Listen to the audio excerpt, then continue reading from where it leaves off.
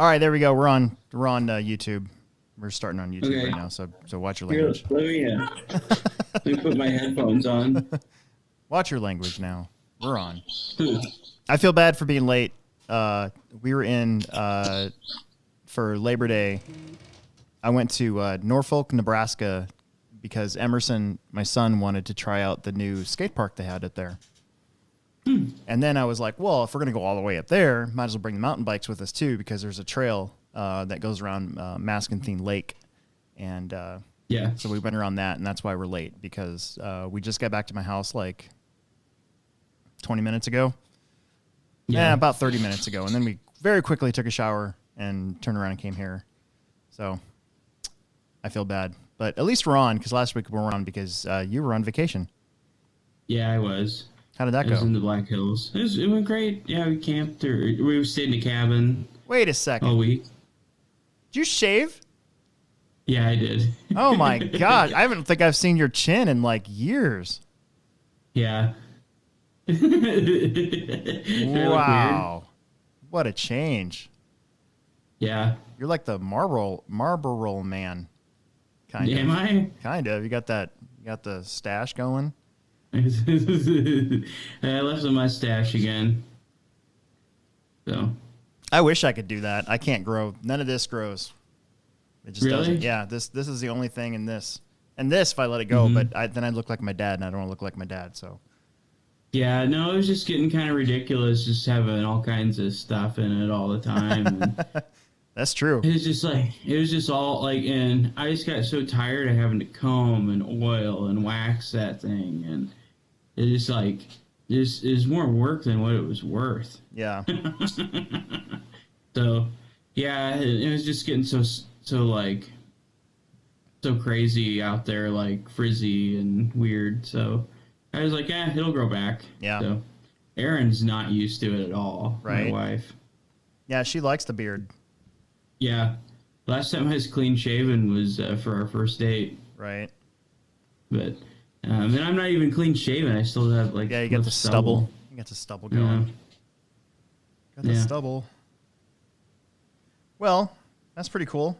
I'll lead us in for the recording. So this is. I feel like. Oh, go for it. I feel like I look like you know how on cartoons like turtles stick their head out of the shell or whatever, and they have like this baby little like no chin. Right. And I feel like that's what I look like right now. That's pretty funny. It's just like I just felt so naked. Yeah. The last time I shaved this off, I was devastated. So I'm never doing that again. Yeah. Oh, really? I look dumb without that.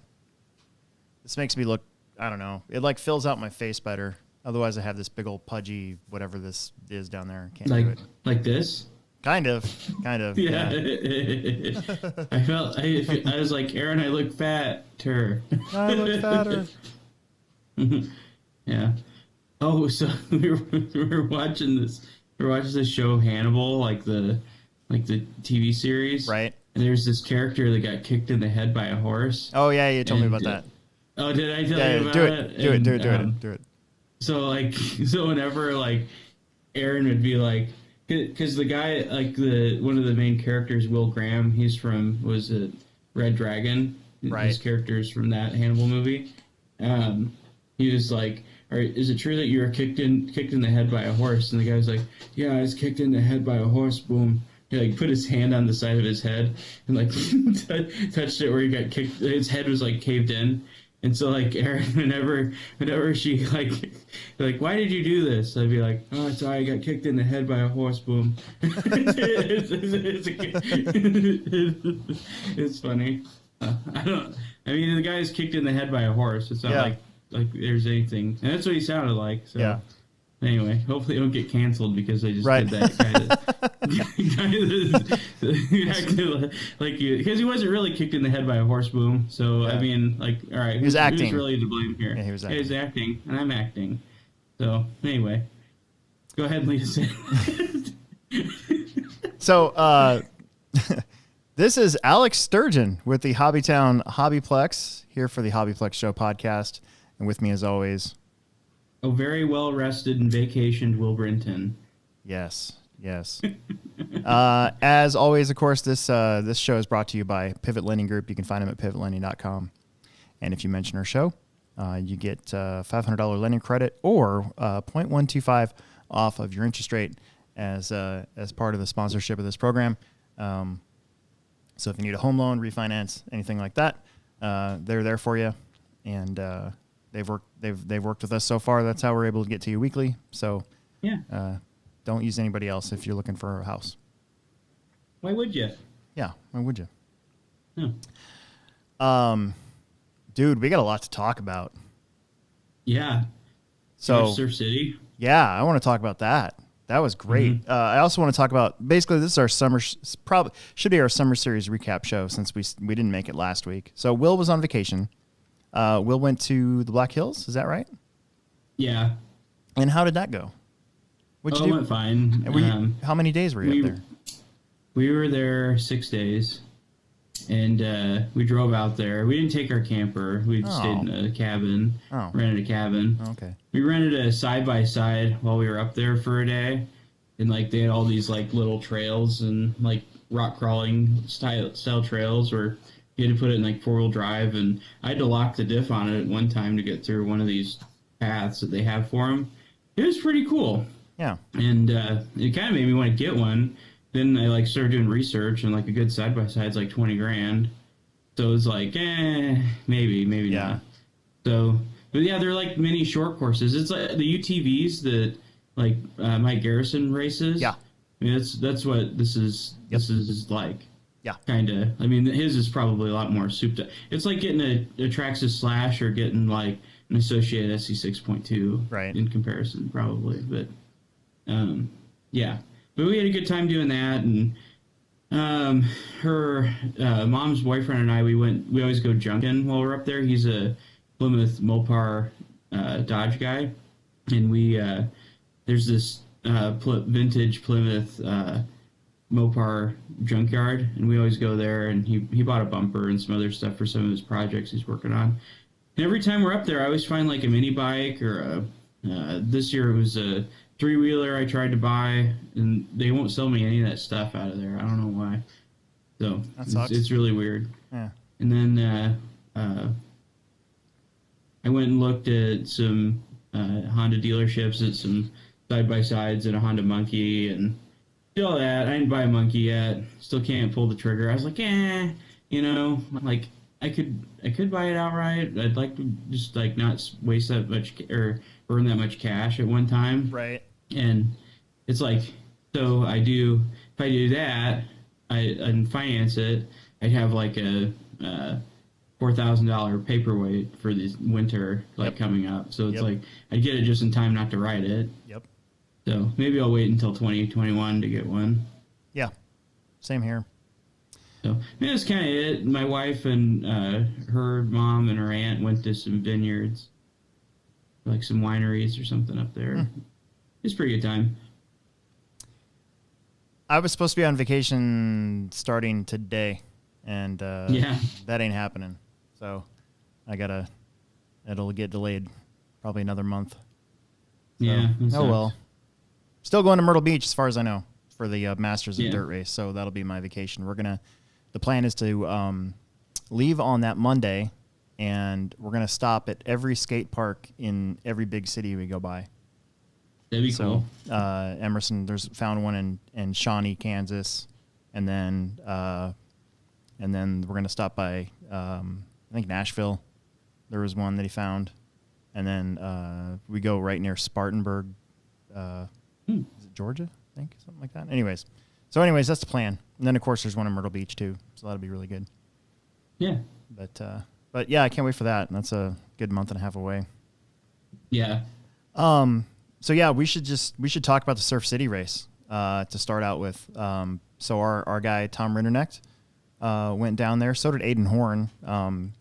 He's not necessarily a Plex local, but he's raced here this summer once. And he's raced in the past too. But dude, Tom killed it down there this weekend. I tried to find the mains. I couldn't. There's no YouTube. There was, at least as of last night, there wasn't any YouTube videos of the mains yet.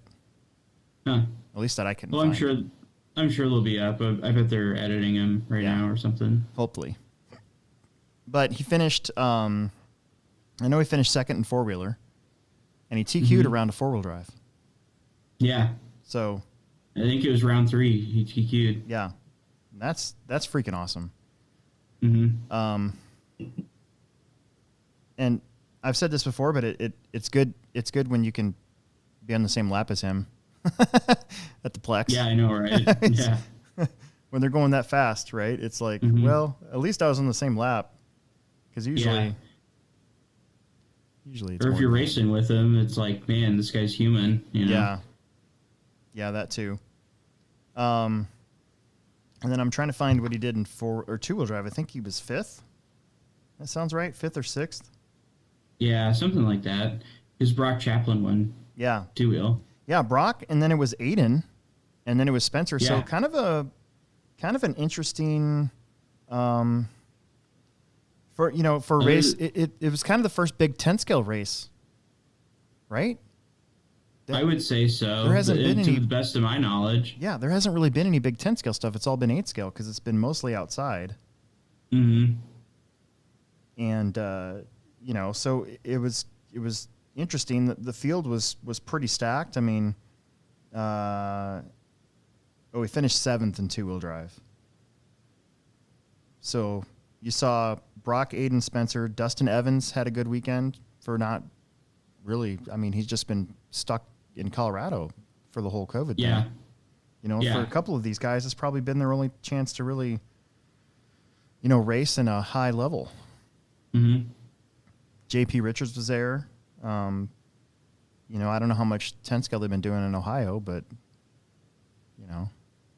that's where he's at. Yeah. Tommy Hines did good again. So the 2-wheel drive main, Tom got 7th, qualified 7th, finished 7th. So I don't know. What are you going to do? What did you think of that track? What did you think of the layout? It was something that I'd never seen at anything like that at OCRC before. Yeah. Like they had that funneled down corner with the bank, and it's kind of like some of your. It reminded me of some of your layouts, but great minds think alike. It was nice to see something different. Yeah. Even they had that one corner coming up to the straightaway that went up and back down, right? Mm-hmm.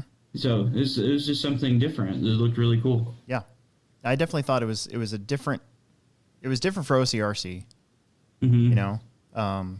Not in a bad way. It was great. The track layout was awesome. Yeah, but, I wish I could have driven on it. I mean, it looked like the kind of track like, man, I wish I was there. Because sometimes you see those layouts, it's like, glad I didn't go to that one. Yeah. But this one was definitely not one of those.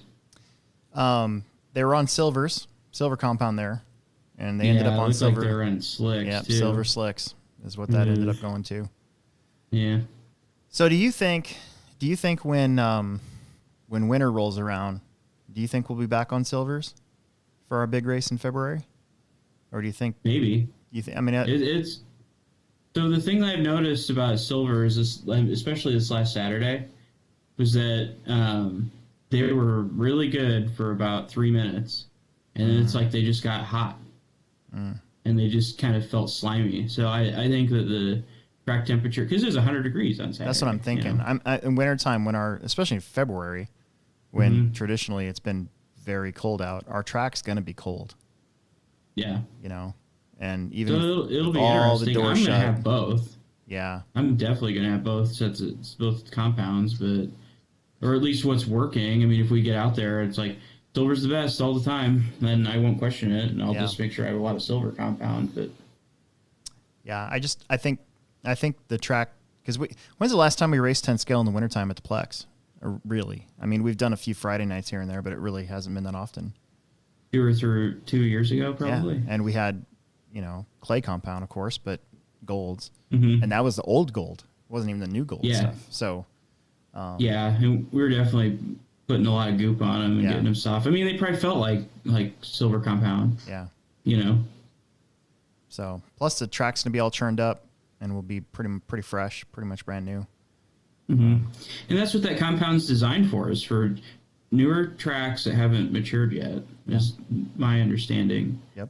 So, but then it's like, you have these tracks that don't really get, like a black dirt track that don't really get that super, groove that you can just see. Like our groove turns black, and that's where we know where the groove's at. Yeah. Well, like on black dirt, you really don't see that. It just kind of changes the way it reflects light. Yeah. And like there's a lot of tracks where the silver compound in slick is better than gold, period.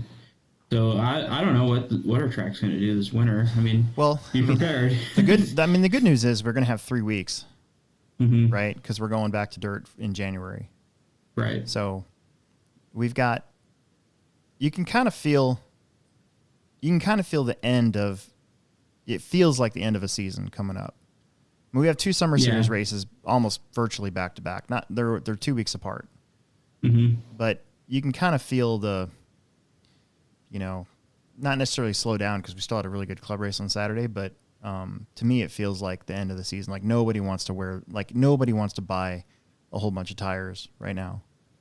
Yeah. It seems like for dirt, like, we're all trying to make our stuff last as long as possible and get through these last 2 summer series races, So yeah, I ran my carpet car on Saturday. If that tells you anything. Yeah,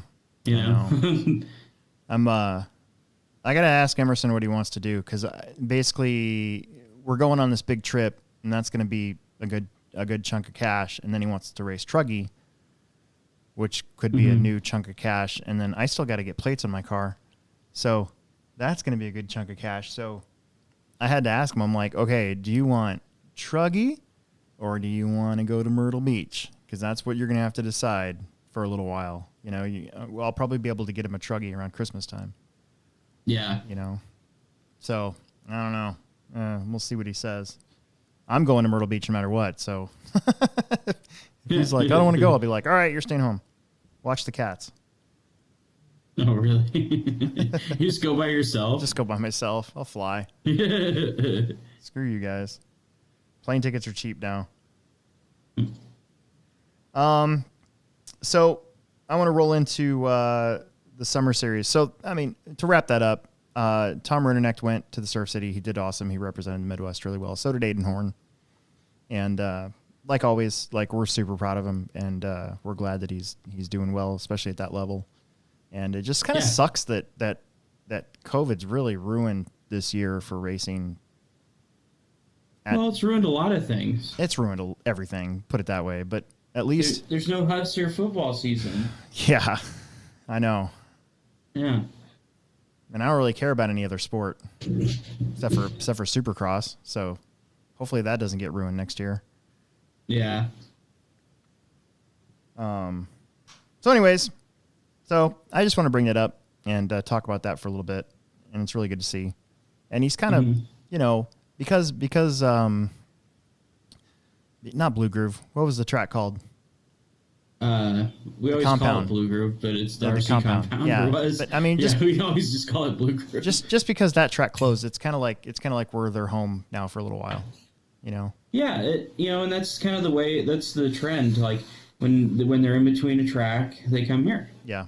And that's fine. And I'm sure that they'll have another track soon. Yep. But we're just kind of like a chia pet. It's nice to have around. Yeah. Okay, Summer Series. So I want to talk about Summer Series points. So we had 196 entries while you were gone. Man, that's a lot. So you would have been 197, and I can actually think of a few people that weren't there. And dude, we could have had more than that. We could have easily had over 200 entries. And the last time that happened was right before the Nats in 2016. Yeah. So it was crazy. It felt, unfortunately, when we had 191 for round 3, we were able to, I think we only had 21 heats. And then the way this worked out because of the classes that were entered, I think we had 23 heats. So we didn't get done until after 10 on this one because of the extra heats and extra mains. So it was a long day. But we got it all in. So. Oh, yeah.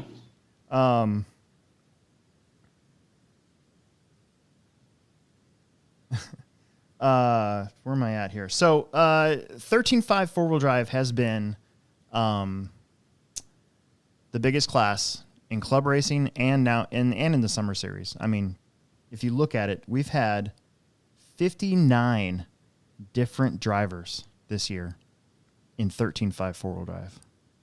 Wow. Yeah. It's pretty crazy. Just think if all those people came every single round. Yeah. Right? Mm-hmm. I mean, that's more than they get at nationals. I mean, realistically speaking, at the Nats, you'll get 40 cars, maybe 30. That's probably the most popular class in electric 10-scale off-road right now. Yeah. Because, I mean, the guy that may not think he's ready to run a four-wheel drive modified, or he just got out of two-wheel, or just got a Plex spec, that sounds like probably the most appealing class to try to run for the first time in electric 10 scale. Because you get, it's not overpowered, and then you get four-wheel drive. Right. And, honestly, I like driving that class. I love it. It's the motor. It's like just right. It's not slow, but it's not overpoweringly fast to where I think I'm going to break my car all the time. Yeah. I don't know if I've ever driven one. I'll let you drive mine. Yeah. I think I drove Kyle's Serpent 13.5 four-wheel a long time ago, but I don't remember if that had a modified motor in it or not. What was I going to say? I forgot what I was going to say now. Oh, the other reason why I think 13.5 four-wheel drive is probably the most popular class, at least at our track, is because of the durability of the cars has gotten so much better. Mm-hmm. Oh yeah. 10 years ago, I don't think the class would have been near as popular because you would have been tearing up B44 diffs left and right. And, and the 22.4 was, whatever it was. And, before that, then you had, the 22, not the 22, the double X4, which broke bulkheads left and right. And then, and the YZ10, which broke arms all the time.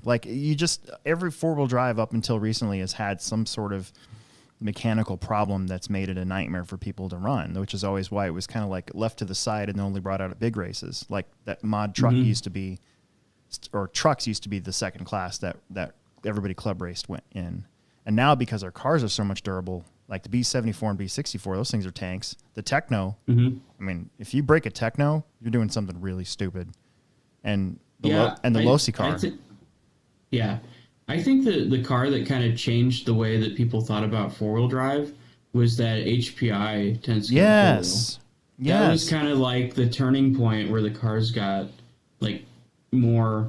I think that car was the first one to come with gear diffs, and it was the first one to have a good drive or a bulletproof drivetrain, and the arms were more 8-scale-esque in durability, if that makes sense. Yep. And that's kind of when everything kind of changed with that car. Yeah, that was that the Hot Buddies car was very, very popular at the HobbyPlex, and that's kind of where you saw a lot of the guys that would run Pro 4 ended up kind of either having a four-wheel drive car as a second class, or they would just ditch Pro 4 altogether and just race that. That's kind of where that started. Exactly. There's a bunch of them. There's a bunch of them at the Plex. Yeah. They look so weird and whimsical with that scaffolding. Yeah. Front and rear tower support, but I mean they were really durable cars. Yeah. Very. Yeah, it was fun. Anyways, so looking at the points, so Nate Sutherland, they went on vacation for round 3, so they had to come back and really, really do good at this one, and he has yet to not win in 13.5. So, or I should say, you know what? Round 1 he got second, but he TQ'd, so he got the 100 points. So Nate Sutherland right now has 301 points total because his throwout is a 0, and so the next 2 he's still got to do really well. But he's got 7 points right now over Owen Vanderbeek. And Owen has a 1-point lead over Ken Peterson. Interesting. Yeah. And then it's gonna be close. Yeah, it is. And then John Kinzer's 3 points back. Ruben King's 4 off of him. Bradley Peterson's 3 off of Rubes. Bradley and Chance are actually tied right now. And it looks like but it does look like Chance has the lower throw out. So right now the tie would go to Bradley. And then David Peevler's 2 points off of them. Nick Pavel is only 1 point off of David. And then Dustin Hosick is quite a ways back off of Nick Pavel. So you're from about 4th down, it looks like it's kind of figured out to 10th place. But the top 3, I mean, Nate's got such a big lead. It would have to be 2 catastrophic races in a row, you know, for something to happen. But the one thing about this was, like, when Ryan came, all the top contenders had a bad round, right? Yeah. Like, I raced and I got to win, you know? And then, and I took the TQ points away. So that's the kind of butthole I am. And then Ryan got second, but then, you know, but then everybody else seemed to have kind of a rough round in that one. And then in this last one, you know, Nate came and TQ'd and won. And it just seems like, you know, everybody else kind of had a yo-yo kind of day. So yeah, that's where that spread comes in at. Yeah, my advice to the top 3 is, like, if you get, like, out front in a main, or if you're, like, 2nd or 3rd, like, just take care of your car, because anything can happen. Like, don't wreck it. Just maintain speed and take care of your car. Like, be a good point. Look at his points racing right now. Yep. You know. Well, so the last round, so I got 3rd in 40 plus, and there was. We'll talk about this, you know, eventually here, but I crashed a lot because I was not ready for the traction we had, so I was crashing all over the place. But I was just like in maintenance mode. I'm like, okay, I got a TQ point, so I started thinking when I was in 2nd, I'm like, well, if I get 2nd, I'll still get technically the same points as a win. And then when I dropped to 3rd, I'm like, well, if I stay here, at least I get a 2nd, you know, 2nd place points out of this. You know, don't lose any more is what I was thinking of. And I think that's how I was able to win Mod Buggy all those years too. Because a lot of times I would look at the big picture a little bit more and not make some stupid error where I drop, you know, 4 more spots on the last lap or something. Like, I was, I don't know, a little bit more conscious about how that worked. Yeah. And then eventually it just got slow. So. Yeah, that's fine. I don't think we got slow. I think everybody got faster. That's true. Yeah, that's true. Yeah. The benchmark has changed. Yes, it has. So 13.5 short course trucks. So we've had 8 total trucks. It looks like there's really just 5 guys though that have been here enough times, you know, to keep up in the points. So Ashley McCormick's got a 4-point lead. Clint's got a 2-point lead over Andy for 2nd.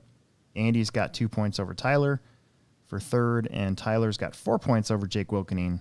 And then it goes Sam White, Jeff Thorson, and Brian Morey.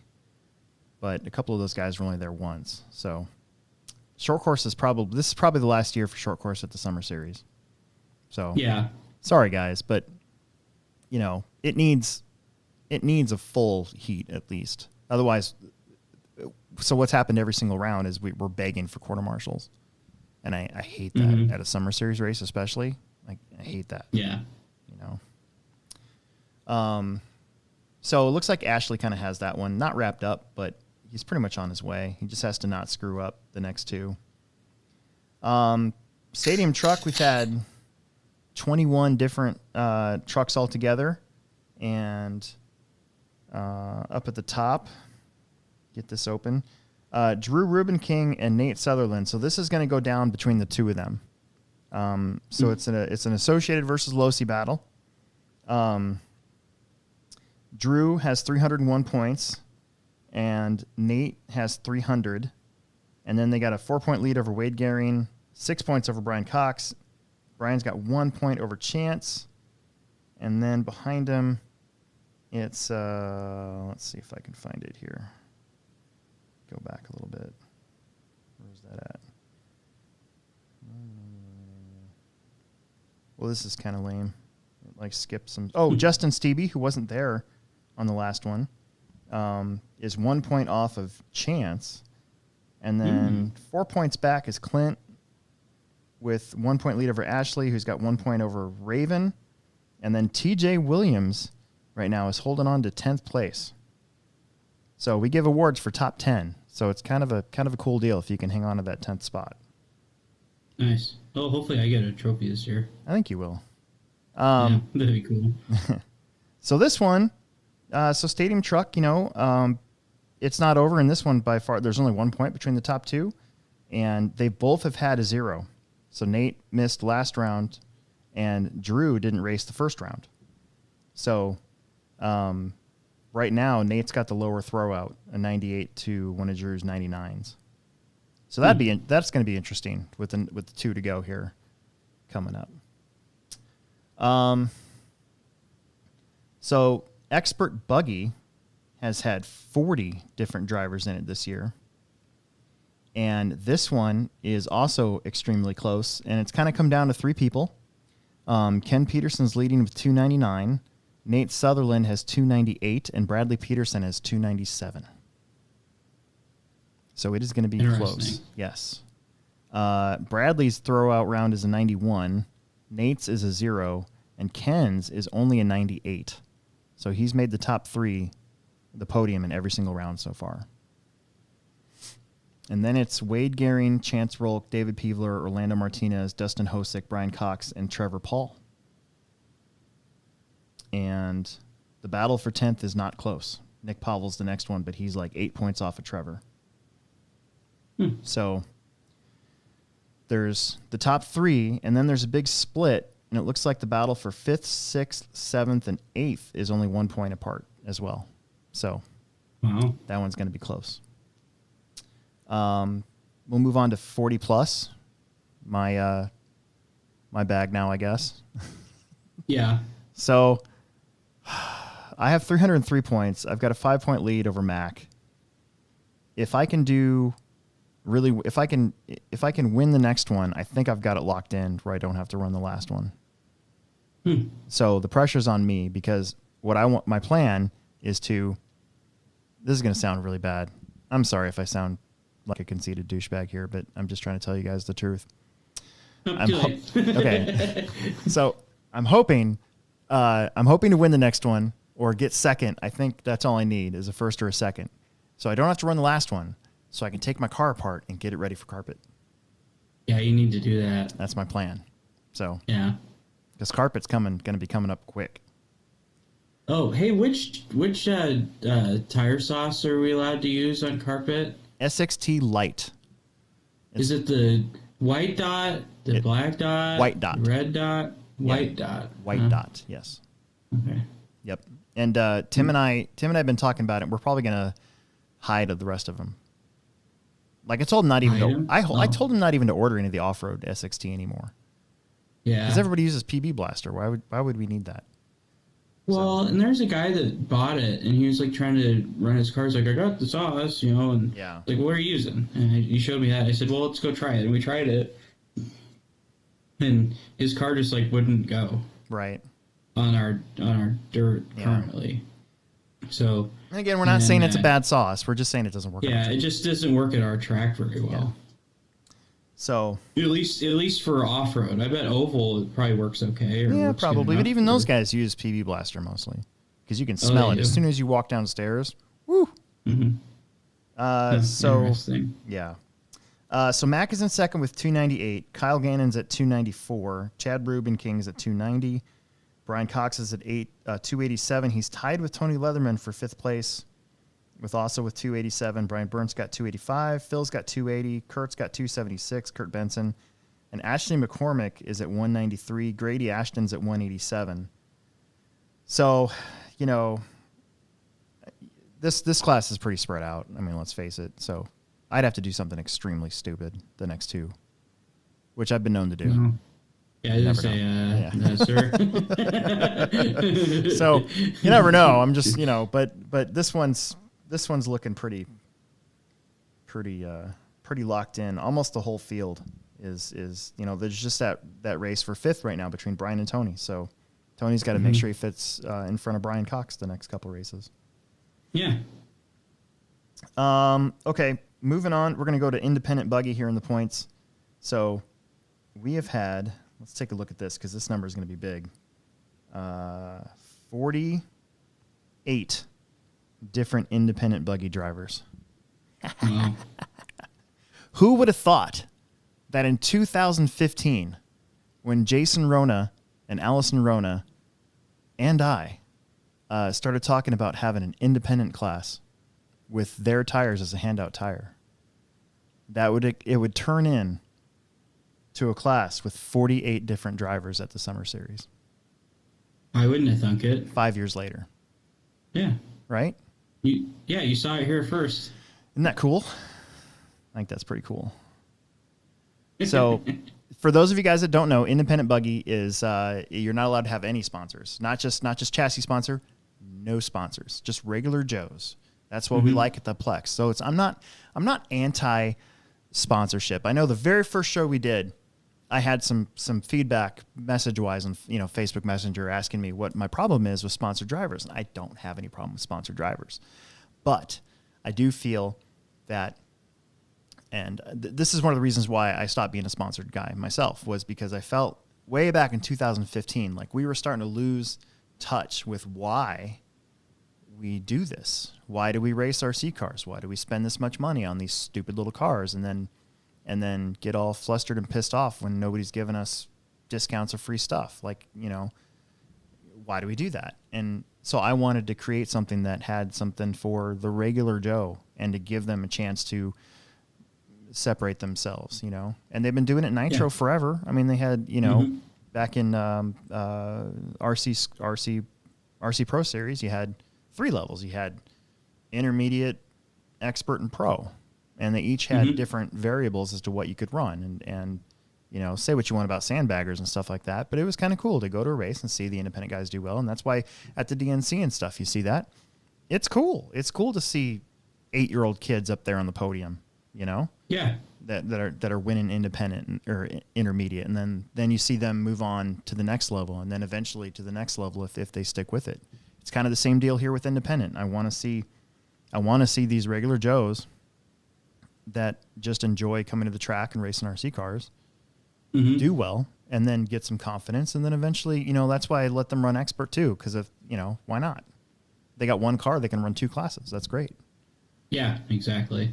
So 49 total. So if we look at, what am I doing? The top, what did my phone just do? Stupid phone. There it is.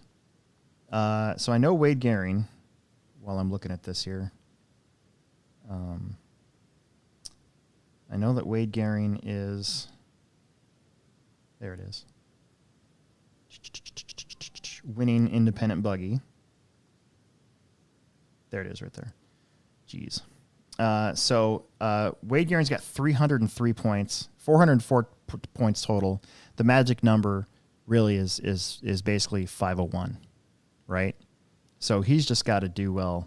He's TQ'd and won all 3 rounds, even though Jackson's come close a few times. Yeah, right. So, what's your dog doing?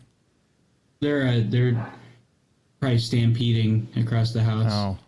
There's a little land rush every once in a while. 2 cats and getting chased by 2 dogs. Dumb. Through the house. So Jackson Anderson is 5 points off of Wade. And you never know what can happen in the last 2, but that's right now at this point in the series, that's a very large lead to try to make up. Easton McCormick though has been coming on strong. He missed the first round, so he's got to do really well the last 2. He's actually got a shot to take over Jackson's spot, so Jackson's going to have to come and do well.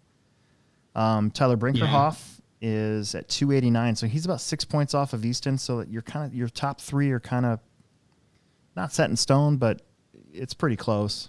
Andy LaChance is in 5th with 288, so he has a chance to overtake Tyler. So both of them are going to have to drive pretty well here down the stretch. Clint Coburn at 282, so they're six points off of Andy. So that top 5 now kind of looks like it might start getting figured out. And then you got the Petersons, Caden and Jace. They are 1 point apart, which always seems to happen with family. Yeah. Like it's just, I don't know why that works out that way. And then Hogan Miller and then Justin Stevie rounds off your top 10. And then Jake Wilkening's at 276, so he's still got a shot at making the top 10. But he's got to drive pretty well too, and hope that some of the guys in front of him don't. So yeah, but that's awesome, dude. 49 different drivers so far this year. Not all of them are coming. You know, I mean, what have we had? A, B, and C mains, D mains, usually. So usually about 30 something cars. So not all of them have come all at once, but that's still pretty awesome. Yeah. Be careful what you wish for. It could happen the last round or something. I know, right? You know, that'd be pretty cool. Yeah. If everybody showed up that's raced here. Oh my God. It'd be such we would have like day. 250 entries. Yeah. Probably more. Okay, Mini Truggy. So Dan Gangler, he's got to do something remarkably stupid in the last 2 as well to lose this.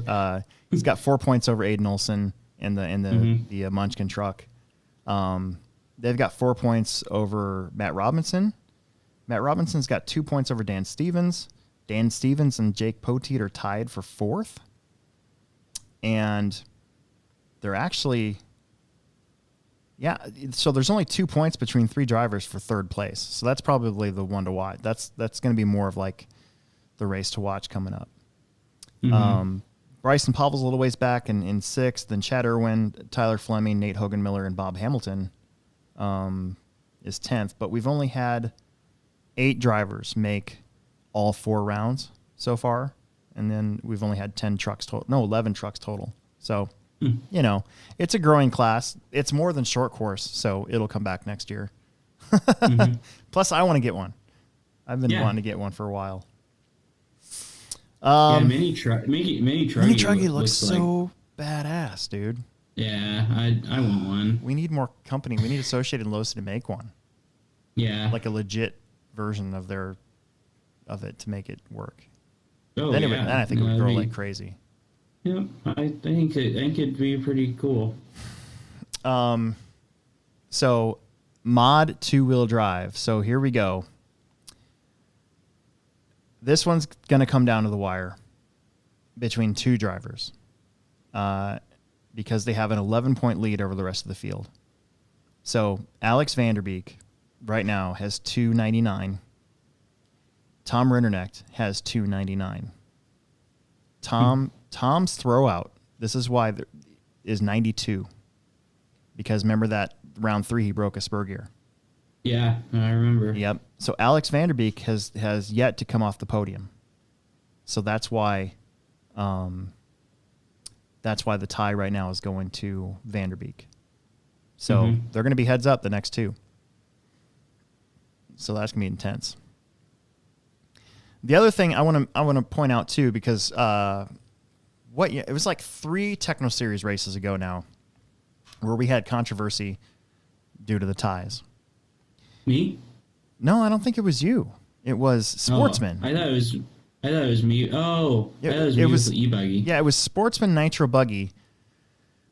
The tie. So I usually use the throwout as a tie. So if it's best 4 out of 5, your drop score is the throwout. If it's lower than the next guy, then you lose. That's how I've always done it. I've done it that way from 2005.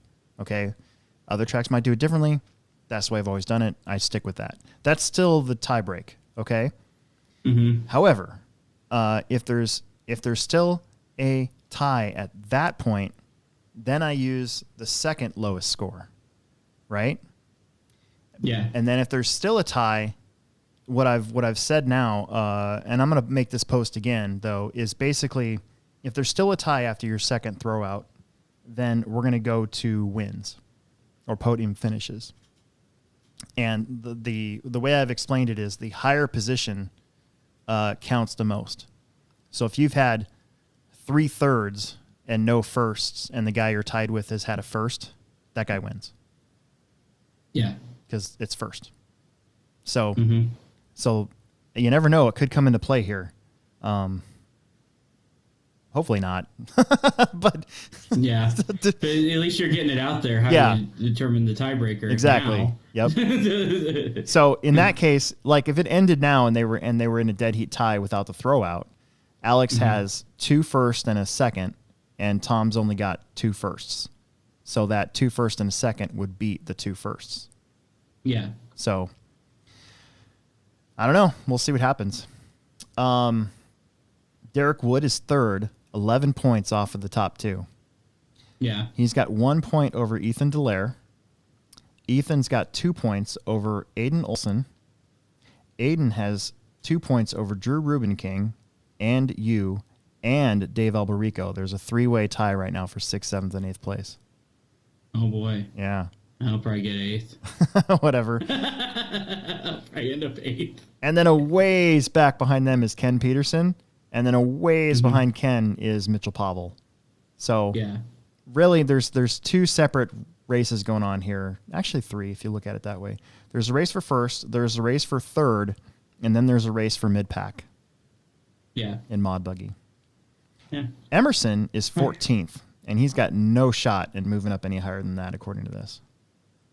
So we'll have to wait another year to crack that top 10. I honestly thought my throwout was going to be that round. I think I started like 4th or 3rd, and my car was stuck on the pipe at the end of the straightaway. Yeah, your round one was a 91. Yeah. And then I think I got 4th the round after that, or maybe the next round. Yeah, you did really good. I can't remember, but and then I missed the last round, so that was like my throwout. So I always end up screwing it up by having vacations on rounds in the summer. I know, and we even talked about this. I thought you weren't going to miss this one because it wasn't technically Labor Day weekend. So yeah, I thought so too, but the way it works out. I guess next year we're going to go in July. Oh, so well, there you go. I'll let you know the date. Right. I'm kidding. I'll try to work around it. Well, we're probably going to have to move around 1 in May because a whole bunch of our kids are going to graduate, and they're having graduation parties, what would traditionally be our opening weekend. No, if they're graduating, they miss just like I missed. No, I'm just kidding. I don't care. 4-wheel drive mods kind of figured out. So Tom Rinderknecht has 303 points, 402 overall. He just needs to get basically a second, maybe even a third to kind of lock it in. Alex Vanderbeek has 297, so he's 5 points back. And then there's a big gap, again, between those two to Drew Rubin King, who is tied right now for 3rd place with Derek Wood, and Aiden Olson and Dave Albarico are only 1 point behind them at 288. So that whole 3rd through 6th place could shuffle around depending on where people finish in the next one. Yeah. Ethan Delaire, he's now quite a ways back in 7th. He's got a 3-point lead over Mitchell in 8th. Ross Westhoff is at 373 in 9th. And Dan Gangler is holding up 10th place at 271, and he's got like a 9-point lead over Patrick Mitrovic in 11th. So, all right. So top 10's kind of figured out. It's just where they're going to finish. Basically 3rd through 6th place is going to be a dead heat until the end. So that'll be interesting. And then we move on to Plexspec, our last class. And this one's kind of figured out now. Jana Peevler's at 303. She's never lost. So she's got a first place, and a first place with three TQs. So cool. She's got a 7-point lead over Parker. Parker's got 6 over Brady Papineau. They've got 4 over Daniel Bender. Bender's been doing good, though. He's looking to get a buggy here in a little bit, I think. Nice. Grant Noonan and him are tied for 4th, so that could be an interesting. And then Hunter Anderson, Jackson's brother, is only 1 point back in 6th place. So that's going to be a good race to the end there in Plexspec. A little ways back is Ryan Cox, Josh Ryan, Grayson Stevie, and then Mason Hardesty is... Oh, and Eli Vanderbeek and Mason Hardesty are tied for 10th place. So that top 10 plaque, Eli Vanderbeek's got a shot at it. Yeah. And Plexspec has had 24 different drivers, and 11 of them have made every round. So that's pretty good for Plex. That's not bad. Yeah. 2 heats at a Summer Series race is pretty good for Plex Spec, because then you can have them marshal each other, and it doesn't. Yeah, no, it's great. And it doesn't, turn into a thing. Yeah. I don't like things anymore. Yeah, we don't want a thing. We don't want a thing. Mm-hmm. All right, with that, we'll wrap up our round 4 of the Team Associated Summer Series. That's your points. We didn't go over the finishing order of the last one just because we're trying to keep these shows to an hour or so. So we got a little bit more to talk about here after this. But I do want to give a shout out to our sponsors for the Team Associated Summer Series of the Plex. So, little history lesson here.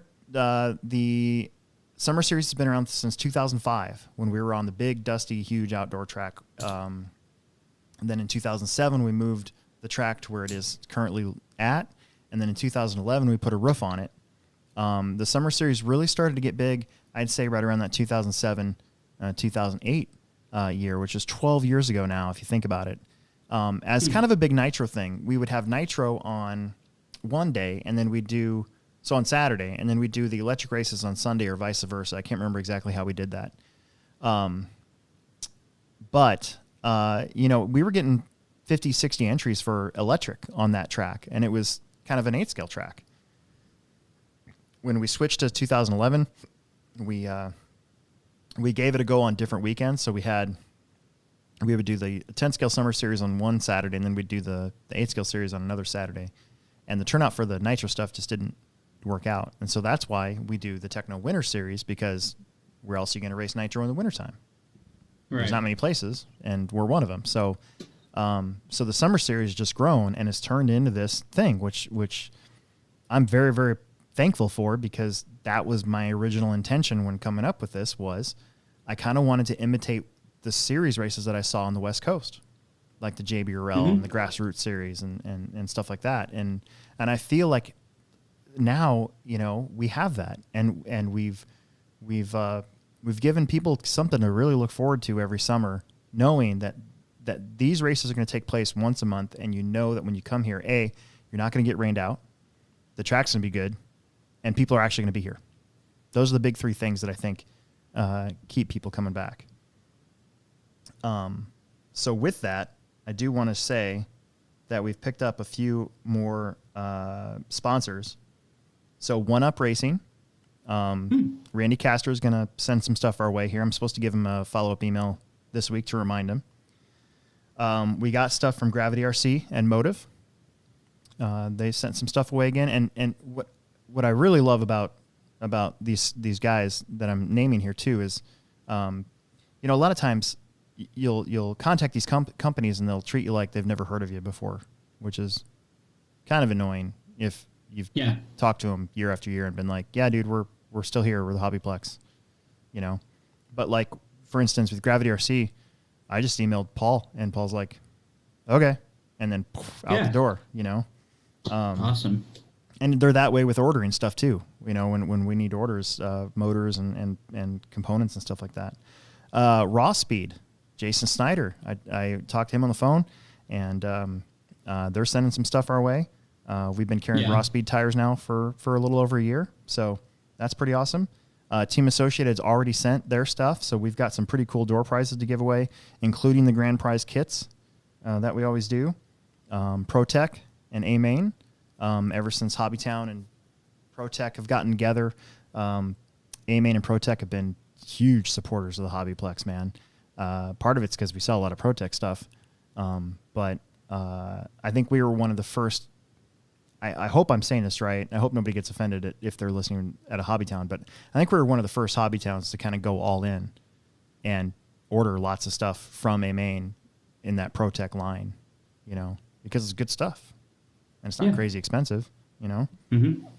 Of course, Weberized, our podcasting host, is going to give 1 free hour of podcast time to whoever wins this, and they can even do it remotely. So if you're from Wisconsin or something, they could do that remotely. So if you win this, get an idea and then give it a shot, and then and then afterwards pay them to continue the podcast. Yeah, that's a $200 value. Yeah. Right there. Yep. Of course, J Concepts. Jason Allison are super easy. I can text them and they'll be like, okay, when? And then usually, we get stuff. And AKA is always on board. They're really easy to deal with. And they always send stuff every year. Yeah. And see if I'm missing somebody because I don't want to miss anybody. I think we're going to have a few more. I got to make some phone calls this week, but for now, that's what we have. So we can't thank those guys enough. And please, please, please buy their stuff because it doesn't work unless you buy their stuff. So there's that. Okay, let's take a moment to listen to our, speaking of sponsors, to listen to our show sponsor, Pivot Lending Group, and either David Olson or Don Zoller or both. We'll talk about some real estate stuff while I get my Kickstart ready. I brought some ice. Ooh, ice, baby. Okay, I think that's a good enough pause. Okay, I'm going to open this up. This is a warm Kickstart that I've had since 9 a.m. this morning when we took off from Norfolk, Nebraska. Mm-hmm. And I'm going to pour it into this Contigo ice thing where my ice has not even melted. It's amazing.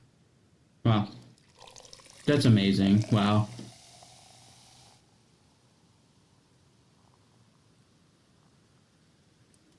Dude, that actually worked.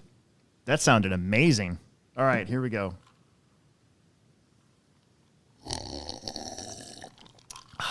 That didn't sound quite amazing.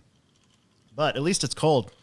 Is there a lid? Yeah, it's right here. Put the lid on it and give it a slurp. Yeah, I'll do that. Hold on. Yeah, warm Kickstarts, no bueno. Not my favorite thing to drink on the planet. How does this even work? I don't even know how this works. It's got a snap seal. There's all these dumb things that you got to do. Hold on. Nope, it's too quiet. It would have been funny if the lid came off. I know, and spilled all over my Rad Racing shirt. That'd have been fantastic. Wonderful. Yeah. Kickstart. Hey, fast food Kickstart.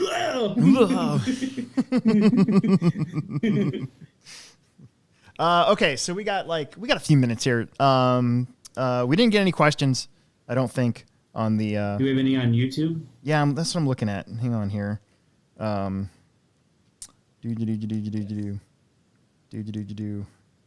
Yeah, there was only. Oh, there's one comment. Did I comment on that? I can't remember if I commented on that or not. Oh, nope. I didn't see it. So, oh well. Okay, so on YouTube, Trevor Zelani got himself a Custom Works Dirt Oval car this week from the Plex. Ooh, okay. Yeah, we ordered in a brand new whatever version 4 or whatever it is. Off topic. Not really off topic. It's question time. Do you have any recommendations between ball diff and gear diff for oval racing? Ooh, it depends on the amount of grip you're on, but I'd have to say at our track, we were running pretty much. This is last year. I mean, pretty much everybody was running a gear diff that I know of. 2 gears in the gear diff with was it 10,000 weight oil is what we were using. Yeah, and worked pretty good. So I don't know enough about oval racing to give too much advice on that, but I do know that for the most part, almost all the top guys are using gear diffs. Yeah, but I'm not sure about loose dirt. But no, yeah, that's true. Yeah, or outdoor, but I know at the Plex, if you're racing there, I would have a gear diff ready to go to try it.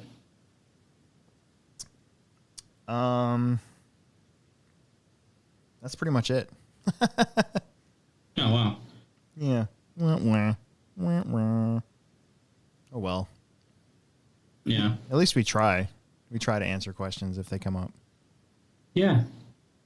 All you gotta do is try. Yep. I'm just glad to be on YouTube again. So I kind of took a week off. I don't know if anybody, all of you guys that are watching this one, I think there's 7 people watching right now, but Will. Thanks, guys. Will was gone for vacation last week, so we didn't do the podcast. and then so we didn't have the podcast live stream, and then I didn't really take any videos of anything. There wasn't anything new in the store to do a What's New Wednesday, so we didn't do that. And then Thursday night, because Tim's been on vacation, I've been working tons of hours. So Thursday night I got home at like 8:30, and I'm just like, I didn't want to work on anything. I don't even want to look at an RC car. So there was no after hours live stream on Thursday. And then I had to work all day on Friday, and I did get some stuff done on the crawler course, on the outdoor crawler course that I've been meaning to do for a long time, Friday night. So basically I closed the store, counted the drawer, and then I'm the one with the key, so I got to stay there until racing's over with anyways. So I just got around to the other side, and I took down this this wood thing that I built. It was like the first thing I've ever built for the crawler course, and I didn't like it. So I took it down, and I've been collecting a lot of wood, like stumps and stuff. And my idea was to make these stumps in like a V shape, and then have a bridge going across it. And I still got to make the bridge. I might do that tomorrow. Kind of depends on how rainy it is that they're saying tomorrow. And but I got that done, so I was pretty happy with that. So and then Saturday, my phone was dead all day, so I didn't get a chance to take any video of any of the races. And Saturday went by really fast too. So we had like 40 something entries. There was 8 heats. You know, we were done in like an hour and 10 minutes per round. So the day went by really fast. And you were there. You know that. Yeah, I was there. Yeah. I won Mod Buggy Saturday. Yeah, I got my car stepped on. Yeah, you did. Oh man, that was brutal. Do you know how happy I am though? I just want to explain to everybody. No, not that. Yeah, I know. So okay, how do I put this? So I'm used to it now. Put it that way. I'm used to it now. But 4 or 5 years ago, like I used to be pretty good at mod 2-wheel and 4-wheel and mod truck and all that stuff too. I'd say 2013 through 2015 was like kind of my heyday, right? If I was going to look back at my life and try to explain to my grandkids, you know, about RC cars, it'd be like, well, in 2015, I never lost a race, which is probably the way it went down. I haven't won a club race since February on carpet, and that was only because I was running the wrong tires. Right? Isn't that what happened? Yeah, I think I was running the wrong tires. So nobody had tires. What do you mean the wrong ones? Well, nobody had tires in stock, so I had to run another brand's tires. Oh. And they were pretty good, and you didn't have good tires. And so I ended up winning that day. I just ran Baldwin's. Yeah, I ended up winning that day. But I haven't won a legit club race on dirt. Like, I don't even remember the last time. So the fact that I won Saturday, I haven't shaken in a really long time. I used to shake really bad when I was a kid. I'm going to tell a story real quick. So the regionals in 1996 at Goodyear in Lincoln, Nebraska, I ran stock truck. It's the first time I've ever ran AAA mains. I think I qualified like 7th or something like that. And somehow the last main event, the winner of the overall winner of stock truck had won the first 2, so he didn't have to run. It was Roger. Oh my God, I know the guy's last name, but I can't remember it now. Anyways, doesn't matter. I ended up winning the last main. I passed Scott Simon awesomely on the inside of this like finger thing they had. Brian Burnt could probably tell you about it because he built the track. Yeah. Anyways, I almost passed out on the driver's stand. Like, I remember this first real major race that I'd even come close to winning, and it was an A main, a stock truck. And I remember crossing the line. My mom was there; she was over there, and I looked at her, and she was clapping, making sure that I was making sure that she saw me. And then I blacked out for like a second or two. Like, I remember blacking out, and then I woke up. I'm like, "What am I doing? This is stupid." And but I used to shake all the time when I was younger, and then And then I used to get really, really nervous before races. I still do to a certain extent. But so if I ate anything that morning, dude, it was by noontime, because a lot of times you'd have to, if you were in the A main and you weren't running AAA mains, you would have to wait, Yeah. or like a nitro race. The nitro races were the worst. Making an A main at a nitro race, and you're in that expert or pro level A main. It's like the last run of the day. You have to sit there all day and think about your race. So I used to just terrible, terrible stomach aches. People would see me with headphones on and my head down. That's because I would turn on like techno music or Radiohead or something like that to try and like get my mind off of everything. And but the last 10 years or so, racing's just, for me, it doesn't really bother me anymore. I was shaking so hard up there on the driver's stand the last lap.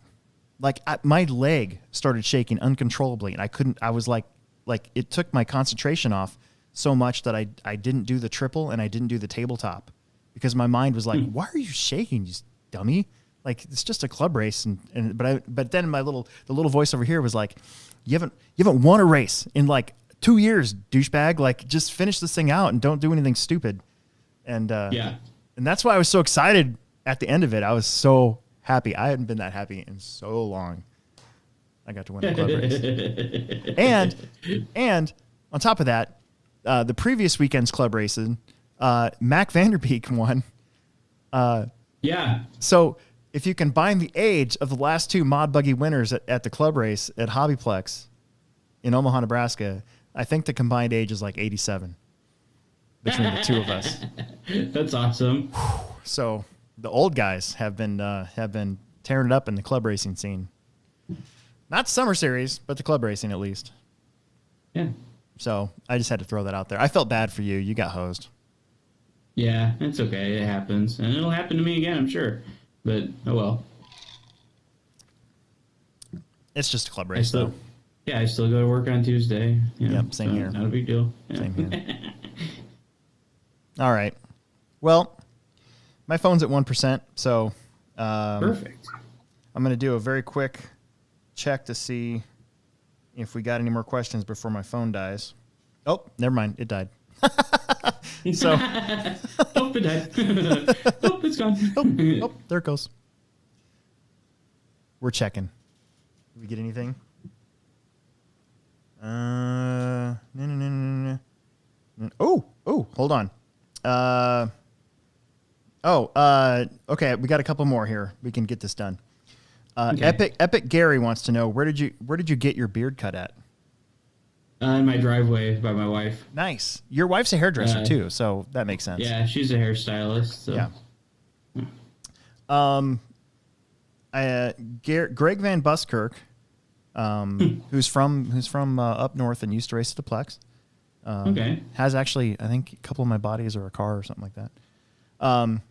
Purchased a ProTech 4200 battery pack in February. I've not charged it yet. Should I charge it in storage mode or leave it until I get ready to race again?